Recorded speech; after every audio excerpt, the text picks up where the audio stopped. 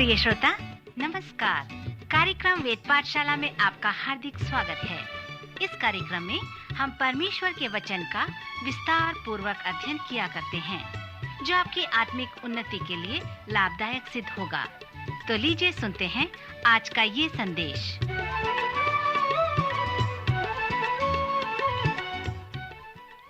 नमस्कार श्रोता मित्र, वेद पाठशाला की अगली कक्षा में आपका स्वागत है। यह कक्षा संपूर्ण पवित्र शास्त्र के सर्वेक्षण का एक भाग है। इन दिनों में हम नए नियम के लूका रचित सुसमाचार में हैं। मित्र, इसमें मैं सभी भाग को तो पूरा नहीं कर पाऊंगा, परंतु मेरे से जितना हो सकेगा मैं करने का प्रयास करूंगा। फिर मेरी आपसे विनती है कि आप लूका रचित सुसमाचार को ध्यान से पढ़ें और उस बाइबल दर्शक पुस्तिका को प्राप्त कर लें जिसे हमने आपके लिए तैयार किया है, और मेरी ये अंतिम प्रस्तुति आपके अध्ययन का प्रारंभ हो जाए। स्मरण रहे कि इस विषय के अध्ययन का जो उद्देश्य है वह ये निर्देश करता है कि पवित्र शास्त्र का अध्ययन करें। जैसे आप लूका रचित सुसमाचार में आगे बढ़ेंगे और उन विषयों को देखेंगे जो मत्ती में नहीं बताए गए हैं, तो आप भी यीशु के उन अद्भुत शिक्षाओं को प्राप्त करेंगे। उदाहरण के लिए 12वें अध्याय में आप उस धनी मूर्ख व्यक्ति के विषय में देखें। यह शिक्षा उस व्यक्ति को प्रत्युत्तर के लिए दिया गया है जिसने यीशु के पास आकर कहा, हे गुरु, मेरे भाई से कह कि पिता की संपत्ति मुझे बांट दे। यहाँ पर स्पष्ट है कि ये दोनों भाई संपत्ति के लिए लड़ाई कर रहे थे। यीशु ने उनसे कहा, हे मनुष्य, किसने मुझे तुम्हारा न्यायी या बांटने वाला नियुक्त किया है? और उसने उससे कहा, चौकस रहो और हर प्रकार के लोभ से अपने आप को बचाए रख, क्योंकि किसी का जीवन उसकी संपत्ति की बहुतायत से नहीं होता। तब उसने उस मूर्ख धनवान के विषय में दृष्टांत बताया। इस व्यक्ति को जिसे यीशु ने मूर्ख कहा, उसके पास सचमुच में समस्या थी। उसे ये नहीं मालूम था कि वह अपनी संपत्ति का वह रुपया से क्या करेगा।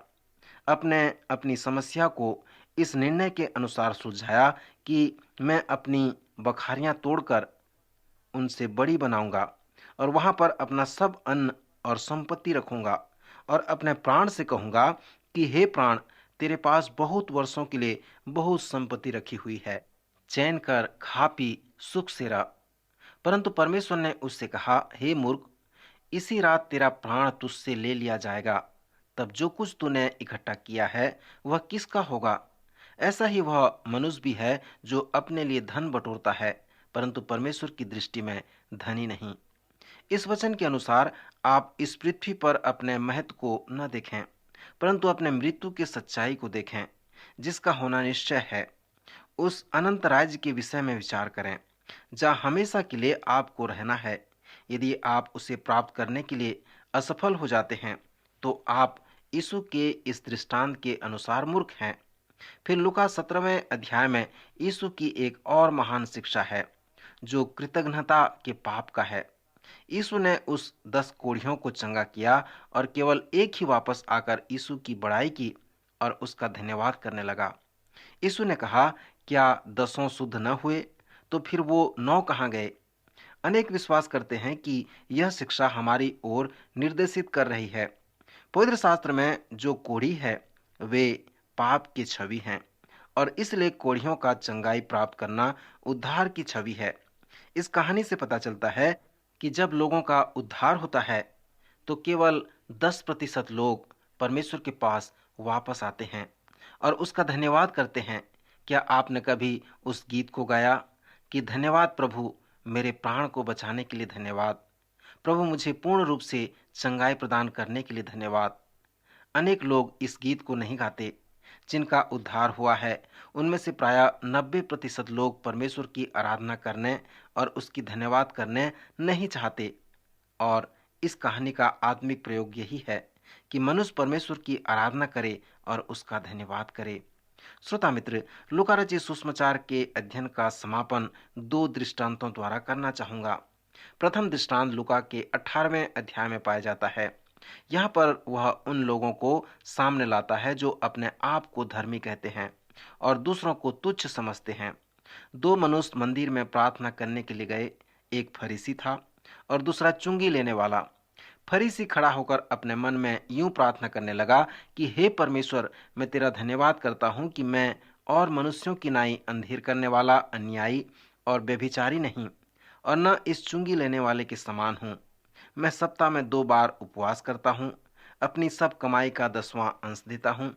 परंतु चुंगी लेने वाले ने दूर खड़े होकर स्वर्ग की ओर आंखें उठाना भी न चाहा, वरन अपनी छाती पीट पीट कर कहा, हे परमेश्वर, मुझ पापी पर दया कर। मैं तुमसे कहता हूं कि वह दूसरा नहीं, परंतु यही मनुष्य धर्मी ठहराया जाकर अपने घर गया, क्योंकि जो कोई अपने आप को बड़ा बनाएगा वह छोटा किया जाएगा, और जो अपने आप को छोटा बनाएगा वह बड़ा किया जाएगा। सुतरां प्रभु यीशु के इस दृष्टांत में 2 व्यक्ति हैं, 2 प्रार्थनाएं हैं, और वो हैं जिसे हम 2 मन स्थित कहते हैं। और साथ ही साथ इसमें 2 उच्चारण या 2 उद्घोषणा हैं। प्रथम फरीसी है जो विशेष स्थान में खड़ा होकर अपने बारे में प्रार्थना कर रहा है। मैं दूसरों के समान नहीं हूँ, मैं सप्ताह में 2 बार उपवास करता हूँ, 10वां अंश देता हूँ। सो यही उसकी प्रार्थना थी। वास्तविक रूप से देखा जाए तो प्रार्थना करने का अर्थ है मांगना। सो यहाँ पर फरीसी ने क्या मांगा? फरीसी ने कुछ नहीं मांगा, परंतु उसने परमेश्वर से कहा, उसने मंदिर में लोगों से कहा कि वह कितना महान व्यक्ति है। यह फरीसी अपने आप में इतना धन्यवादित था कि वह दूसरों के समान नहीं था, विशेषकर उस चुंगी लेने वाले के समान वह नहीं था। उसके प्रार्थना में घमंड था, वह स्वयं को धर्मी सिद्ध कर रहा था। मित्र, यह दृष्टांत उन लोगों के लिए दिया गया है जो अपने आप पर भरोसा रखते हैं कि वे धर्मी हैं, वे दूसरों को तुच्छ समझते हैं। दूसरे व्यक्ति की कहानी अलग प्रकार की है। वह चुंगी लेने वाला है, वह मंदिर के किनारे खड़ा है। उसमें कोई घमंड या धर्मी होने वाली बात नहीं है।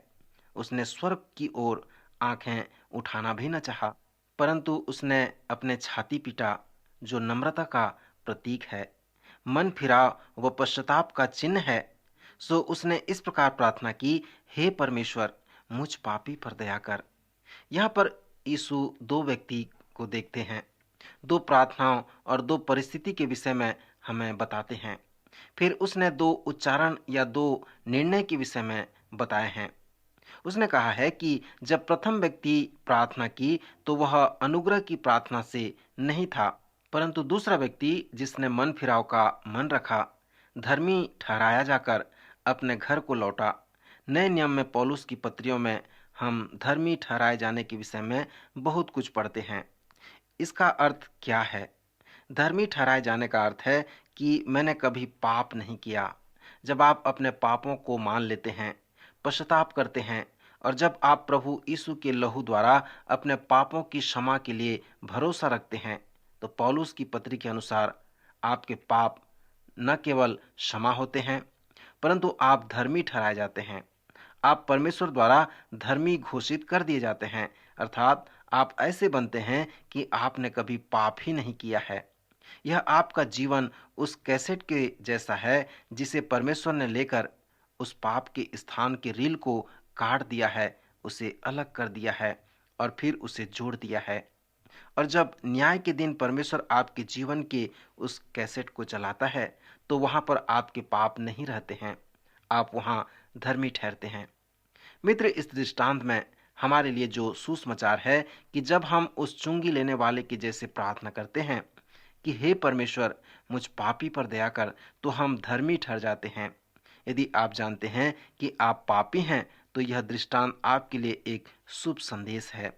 जब हम अपने पाप के विषय में आते हैं, तो हमारी जो एक समस्या है कि जिसे परमेश्वर स्मरण रखता है, उसे हम भूल जाते हैं, और हम उसे स्मरण करते हैं जिसे परमेश्वर भूल जाता है।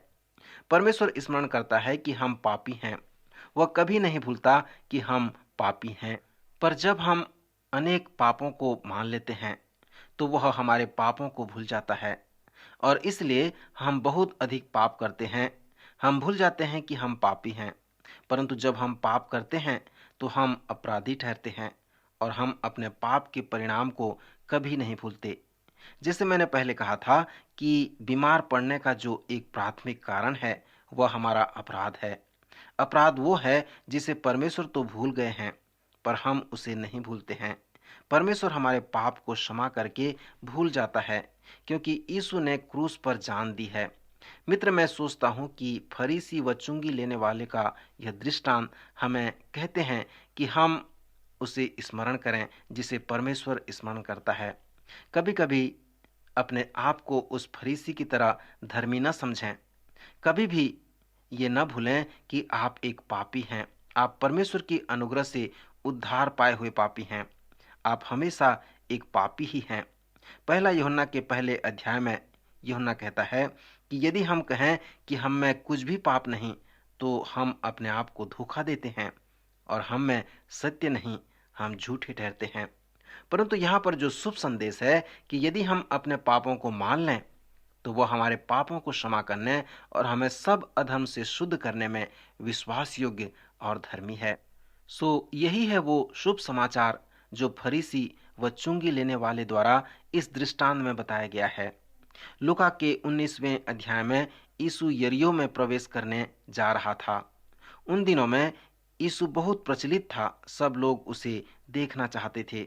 वहां पर जक्कई नाम एक मनुष्य था जो चुंगी लेने वालों का सरदार था और धनी था। वह यीशु को देखना चाहता था, परंतु भीड़ के कारण देख न सकता था, क्योंकि वह नाटा था। सो जिस मार्ग से यीशु जाने वाला था, उसी मार्ग पर वह आगे दौड़कर एक पेड़ में चढ़ गया। जब यीशु वहां पहुंचा तो ऊपर की ओर दृष्टि करके कहा, हे जक्कई, झट उतर आ। ऐसा लगता है कि यीशु उसे पहले से जानता था। शायद यही वह फरीसी था जो 18वें अध्याय में प्रार्थना किया था, और शायद उसी बात को समझने के लिए यीशु यरीहो जा रहे थे। शायद यीशु उसे कहना चाहते थे कि जक्कई, कल तुमने आराधनालय में जो प्रार्थना किया, क्या उसका अर्थ तुम जानते हो? क्या वह सचमुच में पश्चाताप है, मन फिराव है? मित्र, एक प्रश्न पूछे बिना मैं इस अध्ययन को समाप्त नहीं करना चाहता। क्या आप जानते हैं कि मन फिराव का अर्थ क्या है? दूसरे किसी वार्तालाप में यीशु ने लोगों को इस प्रकार नहीं कहा कि आज इस घर में उद्धार आया है, जब तक कि उसने लोगों के घरों में मन फिराव के उस प्रमाण को नहीं देखा, तब तक उसने ऐसा नहीं कहा। जब जक्कई ने कहा कि मैं अपनी आधी संपत्ति कंगालों को देता हूँ, और यदि किसी का कुछ अन्याय करके ले लिया है तो उसे चौगुना फेर देता हूँ, सो अब उसने मन फिराया, उसके घर में उद्धार आया। मन फिराव के संबंध में वो सामरी स्त्री जो कुएं के पास जल भरने को आई थी, वो धनवान जवान शासक जिन्होंने मन फिराया। श्रोता, आज हमें अपने पापों से मन फिराने की आवश्यकता है। जब हम मन फिराते हैं तो वह हमारे पापों को क्षमा करने में विश्वास योग्य व धर्मी है। यीशु ने निर्णय किया कि वह यरीहो में जाए और उस चुंगी लेने वाले के साथ एक दिन समय बिताए। उस दिन जब यीशु ने उस जक्कई से कहा कि हे जक्कई, झट पेड़ से उतर आ, क्योंकि आज मुझे तेरे घर रहना अवश्य है। यह देखकर सब लोग कुड़कुड़ाने लगे और यहाँ तक धार्मिक अगुवे भी क्रोधित होने लगे। आपके विषय में तो मुझे नहीं मालूम, परंतु मैं संडे स्कूल जाया करता था, तो मेरे शिक्षकों ने मुझे सिखाया था कि यीशु जक्कई के घर में गया कि वहां जाकर वह चाय पिए, परंतु यहाँ संदर्भ में ऐसा नहीं बताया गया है। लूका का 19वां अध्याय बताता है कि यीशु ने जक्कई के घर में अर्थात यरीहो में संपूर्ण दिन बिताया। पवित्र शास्त्र में अनेक बार जैसे हम सर्वेक्षण करते हैं, हमें बताया गया है कि इन कहानियों को अच्छी तरह से बताया गया है। यहाँ पर भी ये कहानी 3 भागों में वर्णित है। पहला, ये हो सकता है कि जब यीशु ने जक्कई को मंदिर में देखा तो उसने उसके मन फिराव का अवलोकन किया। इस भाग 1 में ये भी शामिल हो सकता है कि यीशु ने जक्कई को यरीहो में मिला और अन्य सबों को क्रोधित कर दिया, क्योंकि वह जक्कई के साथ यरीहो में एक दिन बिताया था। यदि मैं कलाकार होता तो इस भाग को मैं अच्छे से लिख लेता और लूका के 19वें अध्याय के पद 10 को भी लिख देता, जहाँ पर लिखा है, क्योंकि मनुष्य का पुत्र खोए हुओं को ढूंढने और उनका उद्धार करने आया है। दूसरा भाग जक्कई का घर है। यीशु जक्कई के घर में गया। बस हम इतना ही जानते हैं। इससे अधिक हम इस भाग में और कुछ भी नहीं जानते। केवल वो दोनों व्यक्ति ही जानते हैं कि इस दूसरे भाग में और क्या हुआ। तीसरे भाग का प्रारंभ उस दिन के अंत में होता है जब यीशु और जक्कई जक्कई के घर से बाहर आते हैं। सो शाम हो गई थी। जक्कई का जो प्रथम शब्द था वो इस प्रकार था। उसने कहा, हे प्रभु, देख मैं अपनी आधी संपत्ति कंगालों को देता हूँ, और यदि किसी का कुछ अन्याय करके ले लिया है तो उसे चौगुना फेर देता हूँ। तब यीशु ने उससे कहा, आज इस घर में उद्धार आया है, इसलिए कि वह भी इब्राहिम का एक पुत्र है। स्मरण करें कि इब्राहिम विश्वास का पिता है, और उन सब के पास यदि इब्राहिम के जैसा विश्वास है, वे इब्राहिम के पुत्र कहलाते हैं। श्रोता, इन तीनों भागों में जो महत्वपूर्ण भाग है वह दूसरा भाग है। जब यीशु जक्कई के घर में संपूर्ण दिन समय बिताए तो वे क्या क्या बातें किए होंगे। आप इसके विषय में क्या विचार कर सकते हैं? मैं सोचता हूं कि वे मन फिराव के विषय में बातें किए होंगे। मन फिराव का अर्थ है मन का परिवर्तन होना, इच्छा का परिवर्तन होना, हृदय का परिवर्तन हो जाना और दिशा का परिवर्तन हो जाना। फिर मन फिराव को हम इस प्रकार भी परिभाषित कर सकते हैं कि पीछे मुड़कर दूसरे मार्ग में चलना या इसके विषय में फिर से विचार करना। स्मरण करें कि यूहन्ना बपतिस्मा देने वाले लोगों को तब तक बपतिस्मा नहीं देता था जब तक कि वह उनमें मन फिराव के फल न देख ले। जब धार्मिक अगुओं ने यूहन्ना बपतिस्मा देने वाले के पास बपतिस्मा लेने आए, तब उसने उनसे कहा कि हे सांप के बच्चों, तुम्हें किसने जता दिया कि आने वाले क्रोध से भागो? सो मन फिराव के योग फल लाओ, तब मैं तुम्हें बपतिस्मा दूंगा। मन फिराव का फल क्या है? यह एक बाहरी प्रमाण है, अर्थात मन का परिवर्तन होना, इच्छा व हृदय का परिवर्तन हो जाना, दिशा का बदल जाना। अपने जीवन में जो आप गलत मार्ग में जा रहे हैं उससे क्षमा प्राप्त करके मन फिर करके सही दिशा में सही मार्ग में चलना। मन फिराव का प्रमाण क्या है? यूहन्ना के 4 अध्याय में हम उस स्त्री के साथ यीशु के वार्तालाप को देखते हैं। यीशु ने इस स्त्री से जीवन के जल से संबंधित नए जन्म के विषय में बातें की। उसने स्त्री से कहा, परंतु जो कोई उस जल से पिएगा जो मैं उसे दूंगा, वह फिर अनंत काल तक प्यासा न होगा, वरन जो जल मैं उसे दूंगा वह उसमें एक सोता बन जाएगा जो अनंत जीवन के लिए उमड़ता रहेगा। जब स्त्री ने उस बात को जाना कि वह मुझसे क्या कहता है, तब वह कहने लगी, हे प्रभु, वह जल मुझे दे ताकि मैं पीऊं और प्यासी न हूं। तब यीशु ने स्त्री से कहा, जा अपने पति को यहाँ बुला ला। स्त्री ने कहा, मैं बिना पति की हूं। यीशु ने उससे कहा, तू ठीक कहती है, क्योंकि तू 5 पति कर चुकी है, और जिसके पास अब तू है वह भी तेरा पति नहीं। यहाँ पर उसके मन फिराव का अर्थ है कि इस जीवन से वह बाहर आ जाए। उस धनवान सरदार के विषय में विचार करें जिसने यीशु के पास आकर कहा, हे उत्तम गुरु, अनंत जीवन का अधिकारी होने के लिए मैं क्या करूं? यहाँ पर इस व्यक्ति के लिए मन फिराव का अर्थ क्या हो सकता है? यीशु ने उसे 5 बातें करने को कहा। जा, तेरे पास जो कुछ है उसे बेच दे और उसे कंगालों को बांट दे, और आकर मेरे पीछे हो ले। सो उस धनवान सरदार के लिए यह मन फिराव है, परंतु उसने ऐसा नहीं किया। वह शोक करता हुआ उद्धार के विपरीत दिशा में वापस चला गया। जब यीशु ने संपूर्ण दिन जक्कई के साथ बिताया तो वह जक्कई से शायद इस प्रकार कहा होगा कि जक्कई, यदि तू सचमुच में प्रार्थना के अर्थ को समझता है तो उन सब लोगों के साथ जो तूने गलत काम किया है उसके विषय में तू क्या सोचता है? उन सबों के साथ जो तूने धोखा किया है, उनसे लूटा है, तो उनके विषय में तू क्या सोचता है? मन फिराव का अर्थ है कि तुम्हें इसके विषय में कुछ करना होगा। शायद वे इस प्रकार बातें किए होंगे। जक्कई बहुत ही धनी व्यक्ति था। यीशु उससे अवश्य कहे होंगे कि मन फिराव का अर्थ है कि तुम्हें उनके पैसे लौटाने होंगे। यीशु ने उस धनवान व्यक्ति से कहा, अपना सब कुछ बेचकर कंगालों को बांट दे। शायद वह उसी प्रकार जक्कई से भी कहा होगा। जब यीशु ने उस धनवान व्यक्ति से, जो धर्मी भी था, कहा अपना सब कुछ बेचकर कंगालों को बांट दे, तो उस धनवान ने ऐसा नहीं किया और बिना उद्धार पाए वापस चला गया। जब यीशु ने एक दिन जक्कई के साथ समय बिताया तो शायद यीशु ने उसे भी ऐसा ही कहा होगा, क्योंकि वह भी धनी था। जब वे घर से वापस निकले तो जक्कई मन फिराव के योग्य फल लाया था। उसने कहा, प्रभु, देख, मैं अपनी आधी संपत्ति कंगालों को देता हूँ, और यदि किसी का अन्याय करके कुछ ले लिया है तो उसे चौगुना फेर देता हूँ। श्रोता मित्र, यीशु के इस वार्तालाप में ये कुंजी शब्द है। जब यीशु ने उससे ऐसा कहते हुए सुना तो कहा, आज इस घर में उद्धार आया है, क्योंकि यही जक्कई के मन फिराव का प्रमाण था। श्रोता, ध्यान करें कि जब तक यीशु किसी के जीवन में मन फिराव के योग्य फल नहीं देखते, तब तक वो किसी का उद्धार करने के लिए प्रतिज्ञा नहीं करते। बिना मन फिराव के कोई भी उद्धार को नहीं प्राप्त कर सकता। आज कलीसिया में अनेक लोग हैं जिन्हें यह भी पता नहीं कि मन फिराव क्या होता है। प्रभु ने उनके जीवन में मन फिराव के योग्य फल नहीं देखा है, इसलिए वे परमेश्वर के राज्य में नहीं जा सकते और उसके कलीसिया के लोग नहीं कहला सकते। यहाँ पर हमने इन दोनों व्यक्तियों को देखा। एक तो वो धनी व्यक्ति है और दूसरा जक्कई है। ये भी धनी है।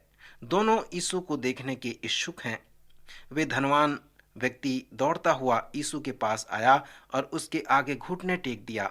जक्कई भी यीशु को देखने के लिए दौड़कर एक गूलर के पेड़ में चढ़ गया। वे दोनों चाहते थे कि उद्धार पाने के लिए वे क्या करें।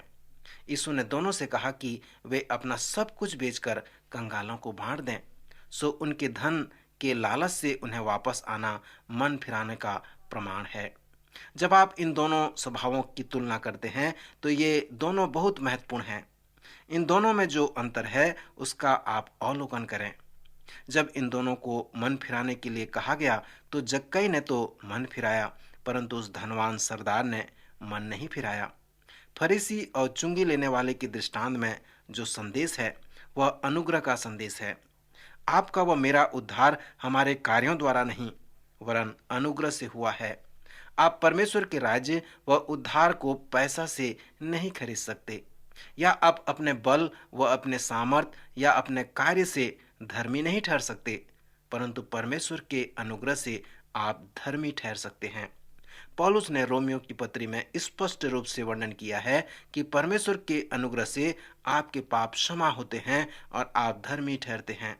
यदि पापों से क्षमा पाना और धर्मी ठहरने का कोई दूसरा मार्ग होता तो क्यों परमेश्वर ने अपने एकलौते पुत्र को स्वर्ग से इस पृथ्वी पर भेजा और उसे क्यों क्रूस में बलिदान होना पड़ा। जब यीशु ने प्रार्थना किया कि हे पिता, यदि हो सके तो यह कटोरा मुझसे टल जाए, पिता अपने पुत्र को नीचे देखा और कहा, यह संभव नहीं है, तुम्हें क्रूस की मृत्यु में होकर जाना पड़ेगा। जब परमेश्वर ने ऐसा उपाय किया है तो क्या हम उस परमेश्वर से कह सकते हैं कि हे परमेश्वर, तुम्हें कुछ करने की आवश्यकता नहीं है, मैं उन 10 आज्ञाओं को मानकर अपने आप का उद्धार कर सकता हूँ। पौलुस ने अनेक स्थानों में कहा है कि यदि उद्धार को अपने कार्य द्वारा प्राप्त किया जा सकता तो क्रूस पर मसीह की मृत्यु व्यर्थ होती, परंतु ऐसा नहीं है। केवल एक ही मात्र है, एक ही मार्ग है जिससे आप धर्मी ठहरते हैं, वह है परमेश्वर का अनुग्रह। जब आप परमेश्वर के समक्ष ये अंगीकार करते हैं कि परमेश्वर मैं पापी हूँ, मुझ पापी पर दया कर, परमेश्वर के अनुग्रह से आपके पाप क्षमा हो जाते हैं और आप धर्मी ठहरते हैं। यही बात यहाँ पर इस फरीसी व चुंगी लेने वाले दृष्टांत में हमें सिखाया गया है, जिनके साथ यीशु का वार्तालाप हुआ। जब आप जक्कई के साथ उस धनवान व्यक्ति की तुलना करें तो वह धनवान धर्मी व्यक्ति था, समाज में उसका सम्मान था, वह सभी आज्ञाओं को मानता था, परंतु उसमें एक बात की घटी थी कि वह धनी था और उससे मन नहीं फिराया, अनंत जीवन से वंचित हो गया। यद्यपि जक्कई धोखेबाज था, धर्मी नहीं था, समाज में उसका आदर सम्मान नहीं था, फिर भी उसने मन फिराया, उसके घर में उद्धार आ गया, वह अनंत जीवन का अधिकारी बन गया। श्रोता मित्र, यहाँ पर 2 प्रकार के व्यक्ति हैं। उनमें से आप किस प्रकार के हैं? क्या आप जक्कई के जैसे हैं? परमेश्वर से कहेंगे कि हे परमेश्वर, मैं पापी हूँ, मुझ पापी पर दया कर। क्या आप उस यीशु पर जिसने क्रूस पर आपके पाप के लिए मर गया, उस यीशु पर विश्वास करते हैं, भरोसा रखते हैं? यदि ऐसा करेंगे तो आप उद्धार को प्राप्त करेंगे। प्रभु यीशु मसीह हमारे लिए उद्धार के मार्ग को खोल दिया है। उसे प्राप्त करना आज हमारा फर्ज है। यदि हम अपने पापों को मानकर प्रभु के पास आएंगे, वह हमारे पापों को क्षमा करेगा, हमें शुद्ध करेगा, हमारा उद्धार करेगा, हमें अनंत जीवन देगा। प्रभु आपकी सहायता करे कि इस वचन के माध्यम से आप अपने जीवन को धर्मी और पवित्र रख सको। प्रभु आपको आशीष दे।